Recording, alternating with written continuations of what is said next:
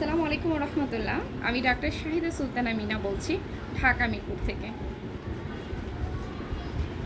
জানেন তো, আমাদের যখন কোনো রোগ হয়, আমরা যখন কোনো অসুস্থ হয়ে পড়ি, আমরা প্রচণ্ড হতাশ হয়ে যাই। আসলে হতাশা হওয়ার ভিতরে কোনো পথ কি খুঁজে পাওয়া যায়? শুধু যন্ত্রণা, দুঃখ, কষ্টটাই বাড়ে। দেখুন তো, রোগ যিনি দিয়েছেন নিরাময় তো তিনিই করবেন, তাই না? আল্লাহ কিন্তু উত্তম পরিকল্পনাকারী, এবং উনি রোগ দেন, উনি রোগ থেকে মুক্তিও দেন।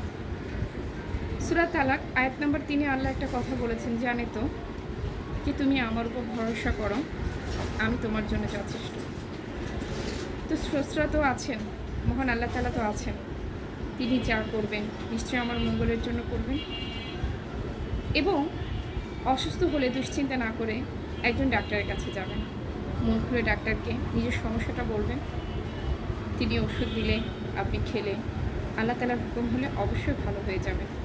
কিন্তু কখনো কি ডাক্তারকে এটা বলা উচিত, আমি কতদিনের মধ্যে ভালো হয়ে যাবে বলেন তো ডাক্তারবাবু, আর কত সময় লাগবে বলেন তো ডাক্তারবাবু, আপনি কি আমাকে গ্যারান্টি দিতে পারবেন আমি ভালো হয়ে যাব? গ্যারান্টি দিলে ওষুধ নেব, না হলে নেব না। এমন কথা কি ডাক্তারকে বলা উচিত? আপনাদের কি মনে হয়? যেখানে মানুষের নিঃশ্বাসেরই নিশ্চয়তা নেই, সেখানে কী করে আমরা ডাক্তারকে বলি যে আপনি গ্যারান্টি দিলে ওষুধ নেব, না হলে নেব না? আমি আপনাকে ভালো করার কে বলেন তো?